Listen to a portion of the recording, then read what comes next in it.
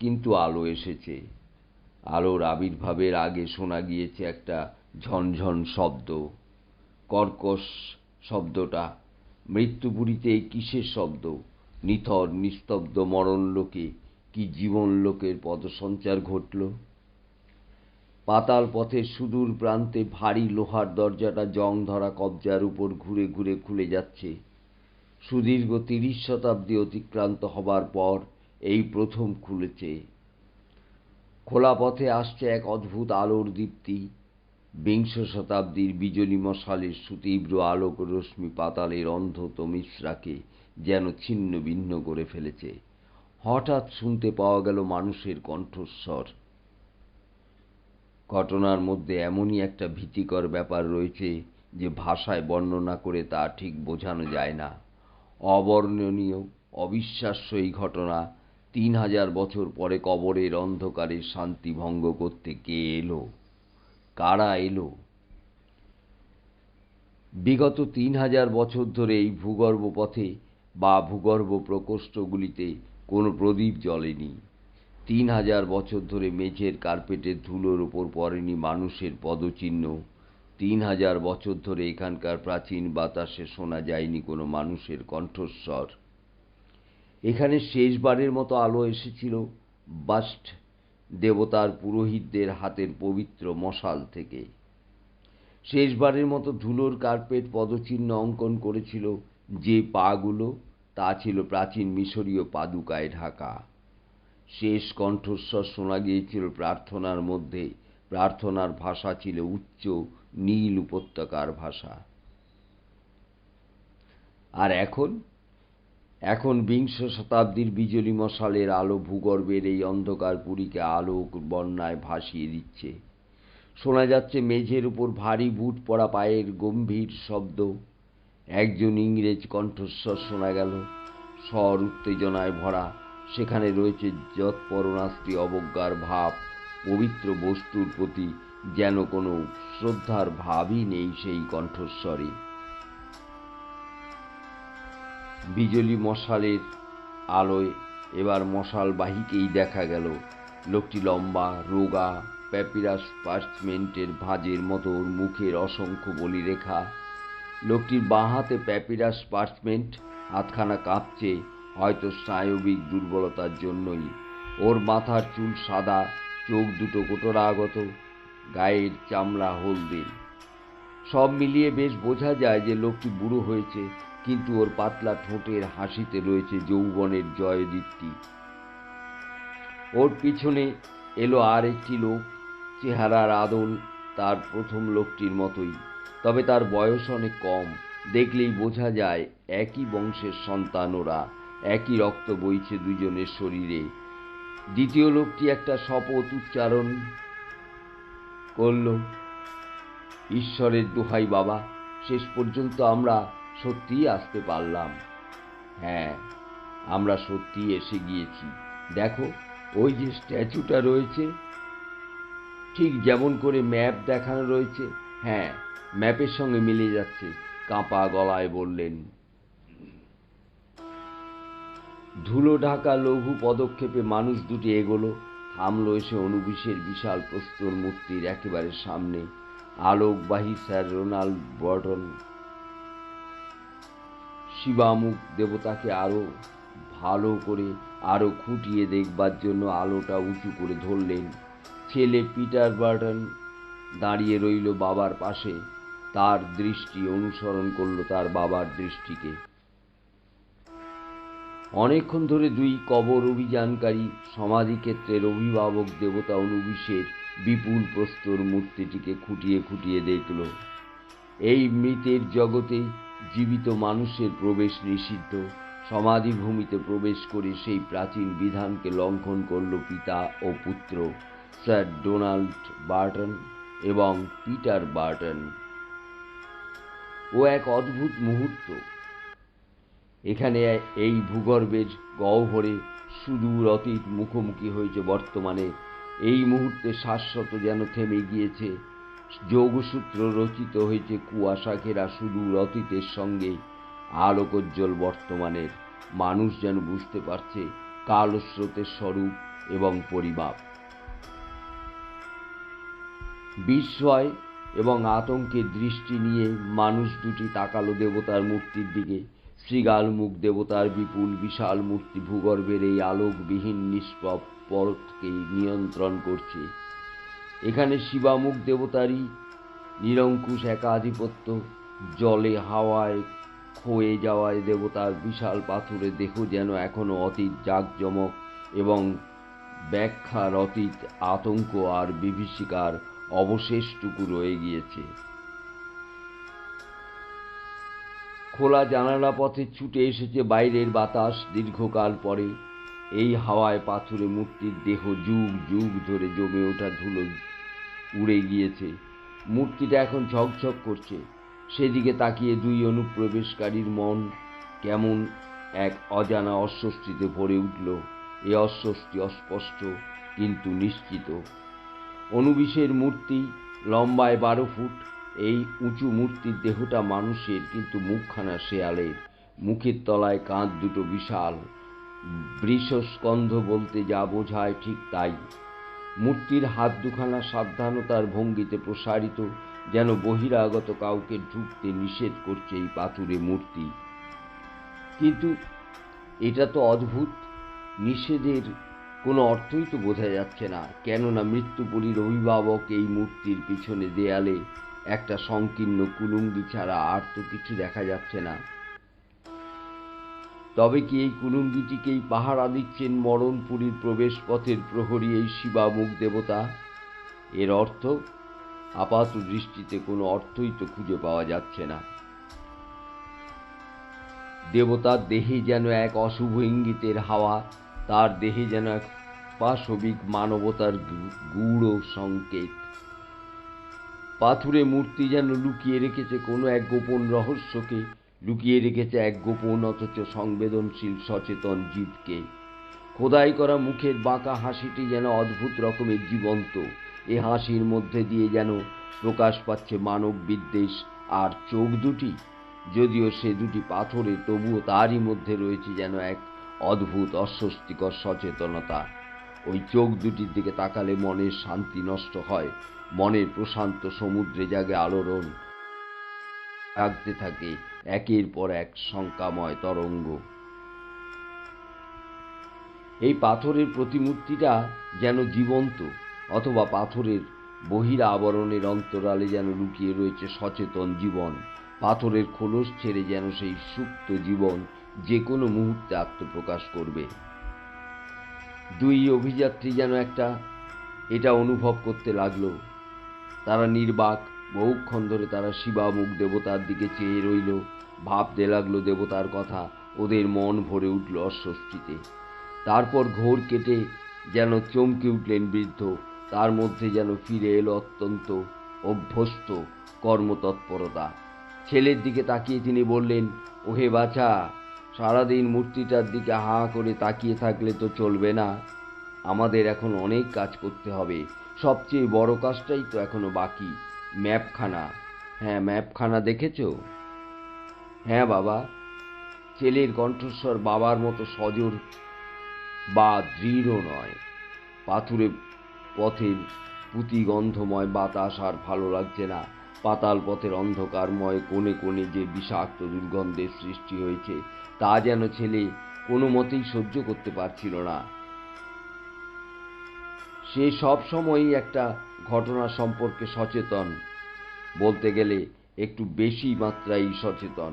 ঘটনাটা হলো এই যে ছেলে কিছুতেই ভুলতে পারছিল না যে সে তার আর বাবা এক গুপ্ত সমাধি গৃহে এসে পড়েছে। আর এই সমাধি হলো মরু বালুকাময়, 27 ফুট উঁচু। তারা এখন পাতালপুরীতে। পাতালপুরীর এই গোপন সমাধিগৃহ সুদীর্ঘ 30 শতাব্দী যাবৎ উন্মুক্ত হয়নি, রয়ে গিয়েছে লোকচক্ষুর অগোচরে। এ সমাধির কথা কোনো ইতিহাস বইয়ে লেখা নেই। সুদীর্ঘকালের ব্যবধানে লোকে ভুলে গিয়েছে এর কথা। ছেলে পিটার বার্টন কিছুতেই সেই অভিশাপের কথা স্মরণ না করে পারছিল না। হ্যাঁ, ভূগর্ভের এই সমাধিগৃহ অভিশপ্ত। বস্তুতপক্ষে এই অভিশাপের জন্যই পাতালপুরীর এই গোপন সমাধিভূমিকে খুঁজে পাওয়া গিয়েছে। হ্যাঁ, অভিশাপের কিংবদন্তি স্যার রোনাল্ডকে পৌঁছে দিয়েছে আবিষ্কারের দোরগোড়ায়। নবম পিরামিড উৎখননের সময়ই স্যার রোনাল্ড এই গোপন সমাধি সম্বন্ধে কিছু ইঙ্গিত পেয়েছিলেন একখানা ছাতা ধরা সেকেলে প্যাপিরাস পার্চমেন্টের মধ্যে। সেখানেই ছিল এই ভুলে যাওয়া গোপন সমাধি গৃহে পৌঁছবার সাংকেতিক ইঙ্গিত। প্রত্নতাত্ত্বিক অভিযানের কর্তা ব্যক্তিদের নজর এড়িয়ে স্যার রোনাল্ড যে কি করে প্যাপিরাসের পার্চমেন্টখানাকে শিবিরের বাইরে পাচার করেছিলেন তা কেউ বলতে পারে না। উৎখননের ফলে পাওয়া প্রাচীন বস্তুর অপহরণ নিঃসন্দেহে এক গুরুতর অপরাধ, কিন্তু তবুও স্যার বার্টনকে বোধ করি পুরোপুরি দোষ দেওয়া যায় না। সুদীর্ঘ 20 বছর ধরে তিনি মিশর ভূমির ঊষর মরুস্থলীর তন্ন তন্ন করে খুঁজেছেন। একখানা বিরাট চিরুনি নিয়ে তিনি যেন সীমাহারা বালুকা রাশিকে আশ্রয় দিয়েছেন। কত প্রাচীন পবিত্র বস্তু তিনি মাটির তলা থেকে বের করেছেন, পাঠোদ্ধার করেছেন কত প্রাচীন চিত্রলেখার। অক্লান্ত পরিশ্রমী স্যার বার্টন ভূগর্ভ থেকে উদ্ধার করেছেন কত ম্যামি, কত প্রতিমূর্তি, কত প্রাচীন আসবাবপত্র আর মূল্যবান পাথর এবং অমূল্য মণিরত্ন। নিজের দেশের সরকারের জন্য তিনি মাটির তল থেকে উদ্ধার করেছেন অপরিমিত সম্পদ আর অবিশ্বাস্য রকমের মূল্যবান কত পাণ্ডুলিপি। কিন্তু প্রতিদানে তিনি কি পেয়েছেন? বলতে গেলে কিছুই নয়। স্যার রোনাল্ড বার্টন আজও একজন দরিদ্র মানুষ। সরকারের থেকে আজও তাকে কোনো প্রত্নতাত্ত্বিক অভিযাত্রীদের দলের প্রধান হিসেবে নিযুক্ত করলে পুরস্কৃত করা হয়নি। আজ যদি তিনি একটা ভ্রান্ত পদক্ষেপ করেই থাকেন, তবে কে তাকে দোষারোপ করতে পারে? জীবন সায়ান্নে এসে একটুখানি অন্যায় কাজ যদি তিনি করে থাকেন, অনেক যশ আর সম্পদের অধিকারী হওয়া যায়, তবে সেইটুকু অন্যায় করবেন নাই বা কেন? নীতিবোধ, এতকাল নৈতিকতার পথে থেকেই তার কি বা হলো? তাছাড়া তিনি বুড়ো হয়ে পড়েছেন। মিশরে 20 বছর কাটালো। সব প্রত্নতাত্ত্বিকই বোধ করি কিছুটা পাগল হয়ে যায়। মাথার উপরে ক্রুদ্ধ সূর্যের অগ্নিবর্ষণ যেন ক্রমে অসাড় করে দেয় মরু অভিযাত্রীদের মস্তিষ্কের কোষগুলিকে। কুহেলি ঘেরা সুদূর অতীতের বিলুপ্ত সভ্যতার অবশেষের সন্ধানে অভিযাত্রীদের সীমাহারা আদিগন্ত মরুস্থলী তন্ন তন্ন করে খুঁজে বেড়ায়। ওরা মরু বালুকার তলায় খুঁজে পাওয়া ধ্বংসাবশেষ খনন করে, প্রবেশ করে পৃথিবীর গোপন অন্তঃপুরে। ভূগর্ভের মন্দির প্রকোষ্ঠগুলির আর্দ্রতা, অন্ধকার আর পরিপূর্ণ নিস্তব্ধতার মধ্যে এমন একটা কিছু রয়েছে যা জীবিত মানুষের আত্মাকে আতঙ্কিত করে তোলে। এক হিমেল পরশে শিহরিত হয়ে ওঠে মন, এক নিদারুণ শঙ্কা যেন আচ্ছন্ন করে ফেলে মরদেহকে। এখানে আজও রাজত্ব করে প্রাচীন দেবতারা। এই অন্ধকার রাজ্যে তাদের দেখবার চেষ্টা করবার ফল বোধহয় খুব শুভ নয়।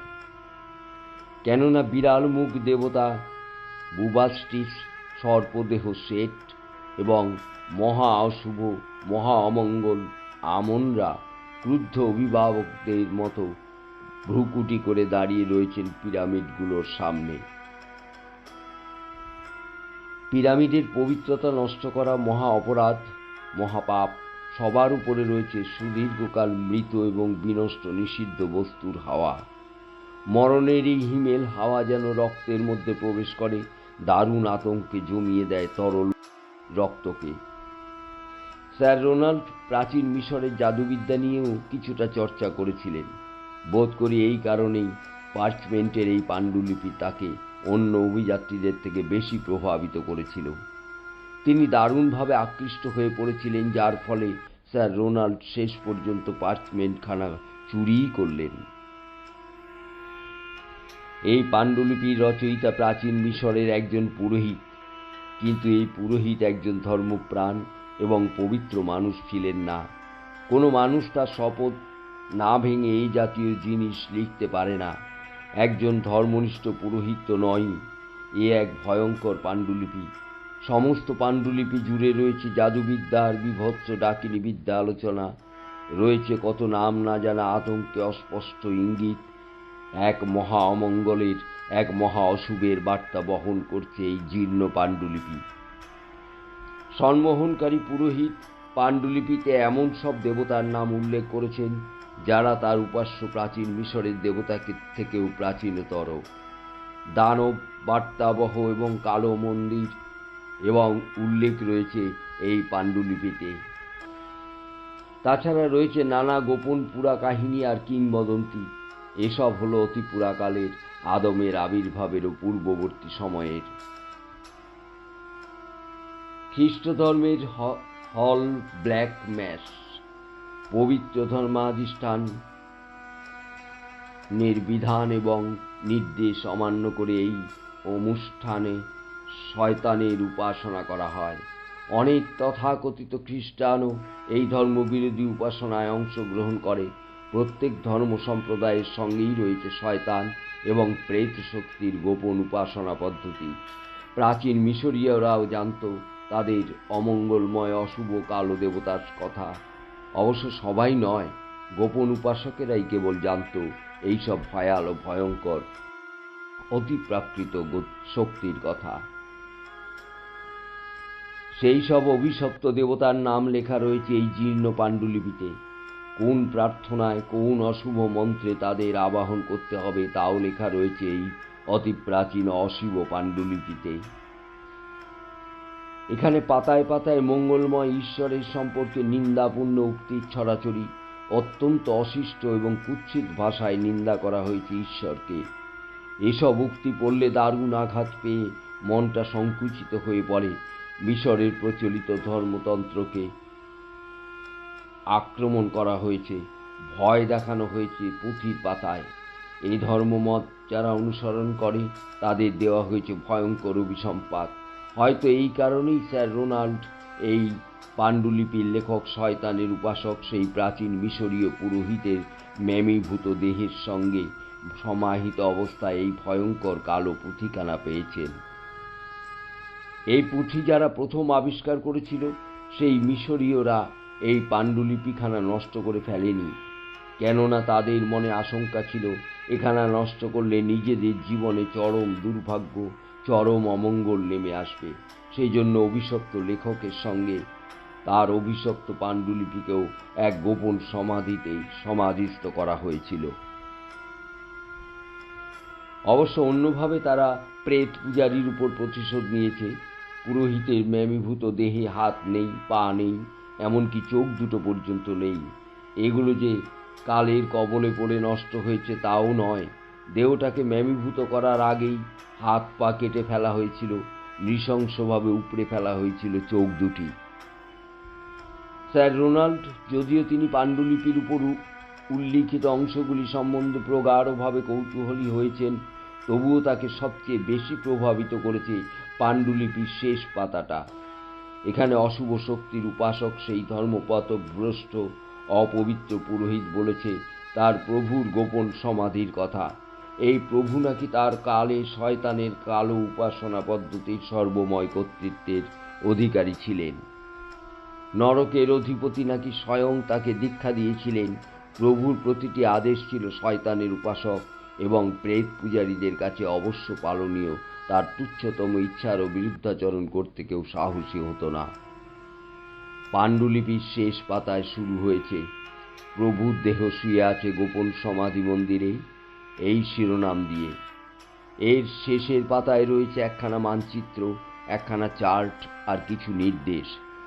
এগুলি প্রাচীন মিশরীয় চিত্রলিপিতে লেখা হয়নি, লেখা হয়েছে প্রাচীন চালডিয়ার কিলকাকার লিপিতে।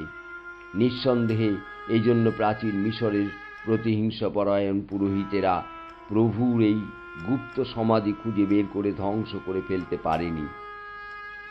সম্ভবত মিশরীয় পুরোহিতরা চালডিয়ার ভাষা আর লিপির সঙ্গে পরিচিত ছিলেন না। অবশ্য এটাও হতে পারে যে অভিশাপের ভয়েই হয়তো তারা এই অশুভ পাণ্ডুলিপি নিয়ে বেশি ঘাটাঘাটি করেননি। কায়রোর সে রাতের কথা পিটার বার্টনের আজও মনে পড়ে, ভোলা যায় না। কিছুতেই ভোলা যায় না সে রাতের কথা। অনেক খেটে পাণ্ডুলিপিখানা অনুবাদ করেছিলেন স্যার রোনাল্ড। সে রাতে পিটার আর তার বাবা অনুবাদটা পড়ছিলেন। বাবার ঝকঝকে চোখে তীব্র লোভের দীপ্তি দেখেছিলেন পিটার। লক্ষ্য করেছিল বাবার কণ্ঠ থেকে বেরিয়ে আসা স্বরে কি কম্পমান গভীরতা। অদ্ভুত স্বরে স্যার রোনাল্ড পড়ছিলেন এবং মানচিত্র যেখানকার পথ নির্দেশ করেছে সেখানে গিয়ে দেখতে পাবে আমাদের প্রভুর সমাধি। সেখানে তিনি শুয়ে আছেন তার সহকারীদের সঙ্গে। সেখানে তার পাশেই রয়েছে তার সমস্ত সম্পদ। সম্পদ, এই শেষ শব্দটা উচ্চারণ করার সময় স্যার রোনাল্ডের কণ্ঠস্বর যেন উত্তেজনায় প্রায় ভেঙে গেল। এবং প্রবেশদ্বারের সম্মুখে যে রাত্রে লুব্ধক নক্ষত্র আকাশের সর্বোচ্চ স্থানে ঠিক মাথার উপরে অবস্থান করবে, সেই রাতে বেদির উপর 3টি শৃগাল বলি দিতে হবে। সমাধি গৃহের প্রবেশ মুখের কাছে শৃগালের উষ্ণ শোণিত ধারা সিঞ্চন করে মরু বালুকাকে সিক্ত করবে। তারপর আকাশ থেকে অবতরণ করবে অতিকায় কালো বাদুড়ের দল। তারা পান ভোজনে তৃপ্ত হবে।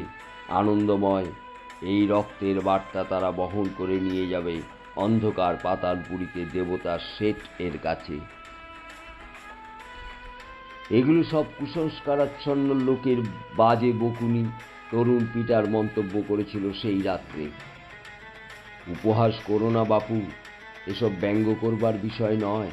স্যার রোনাল্ড ছেলেকে উপদেশ দিয়েছিলেন, এই পাণ্ডুলিপিতে যা লেখা রয়েছে তার সপক্ষে আমি যুক্তি দিতে পারি।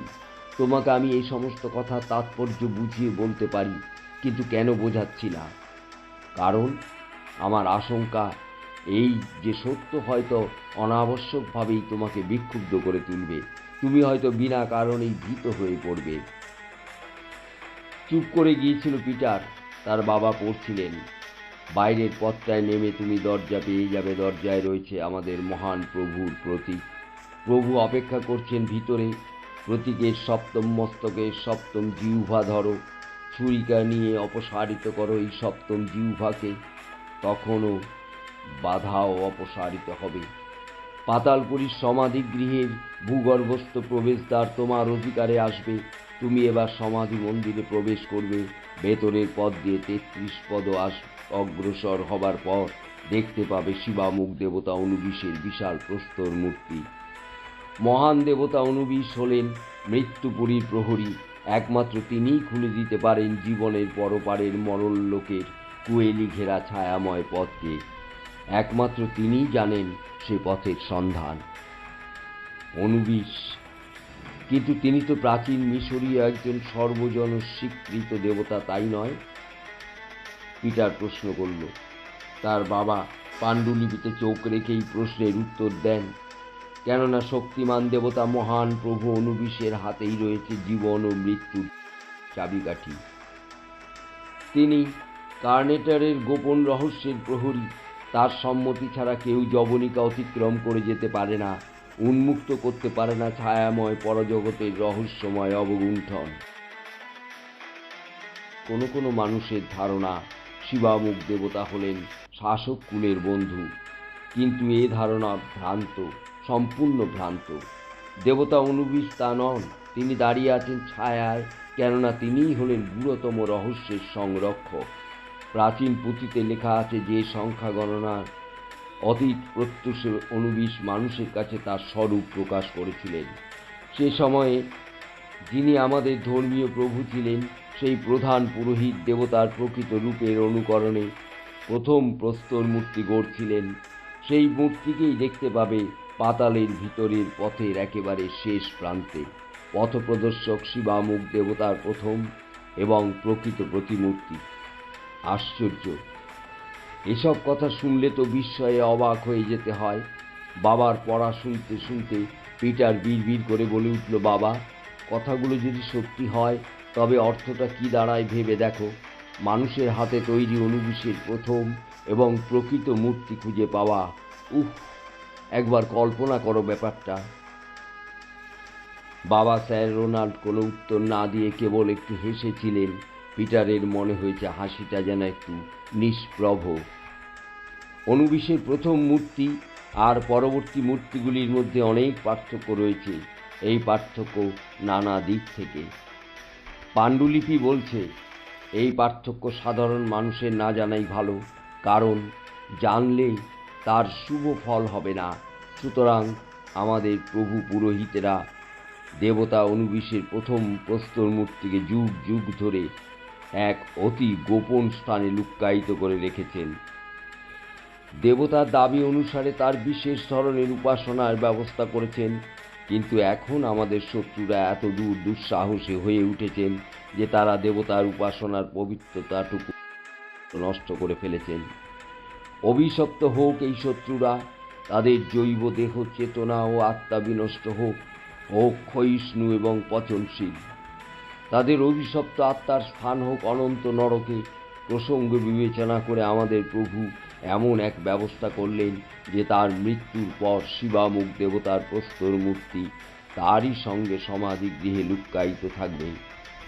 পরবর্তী কয়েকটি পংক্তি পড়বার সময় রোনাল্ডের গলার স্বর কাঁপতে লাগলো, কিন্তু কেবলমাত্র এই কারণেই মহান অনুবিশ পাতালের ভিতরের পথের এক প্রান্তে দাঁড়িয়ে নেই। আরও কারণ রয়েছে। শিবামুখ দেবতা সত্যিই পথ উন্মুক্ত করে দেন। জীবন লোক থেকে মরণ লোকে যাবার পথে উনি অতন্দ্র প্রহরী। এই শক্তিমান দেবতার সাহায্য ছাড়া কোনো মানুষ ভিতরে প্রকৃত সমাধিগৃহে প্রবেশ করতে পারে না। এই পর্যন্ত পরেই বৃদ্ধ স্যার রোনাল্ড থামলেন। অনেকক্ষণ ধরে মনে মনে পাঠ করতে লাগলেন পাণ্ডুলিপি। কি ব্যাপার? অধৈর্য হয়ে পিটার জিজ্ঞেস করলেন, এবার বুঝি দেবতার স্ট্যাচু নিয়ে বোকার মতো কোনো আচার অনুষ্ঠান করবার কথা লিখেছে? স্যার রোনাল্ড ছেলের প্রশ্নের কোনো উত্তর দিলেন না। নিঃশব্দে পড়তে লাগলেন পাণ্ডুলিপিখানা। পিটার লক্ষ্য করল বাবার যে হাতে পাণ্ডুলিপিখানা ধরা রয়েছে সে হাতখানা তো বটেই, অন্য হাতখানাও কাঁপছে। শেষ পর্যন্ত বৃদ্ধ যখন মুখ তুললেন তখন দেখা গেল তার মুখ একেবারে বিবর্ণ পাণ্ডু। ছেলের দিকে তাকিয়ে নীরস শুকনো গলায় স্যার রোনাল্ড বললেন, হ্যাঁ বাবা, ঠিক তাই। বোকার মতো আর একটা আচার অনুষ্ঠান করতে হবে, কিন্তু যতক্ষণ সে জায়গায় না যাচ্ছি ততক্ষণ এই নিয়ে মাথা ঘামিয়ে লাভ কি? আগে জায়গাটা খুঁজে পাই তবে তো। তুমি সেখানে যেতে চাইছো? জায়গাটা আবিষ্কার করতে চাইছো? বাবার মুখের কথা কেড়ে নিয়ে তরুণ পিটার ব্যগ্রভাবে প্রশ্ন করল। হ্যাঁ বাছা, আমি যাব, আমাকে যেতেই হবে, কষ্টকৃত স্বরে স্যার রোনাল্ড বললেন। কিছুক্ষণ দুজনেই চুপচাপ। পাণ্ডুলিপির শেষ অংশে মনোসংযোগ করলেন বৃদ্ধ প্রত্নতাত্ত্বিক।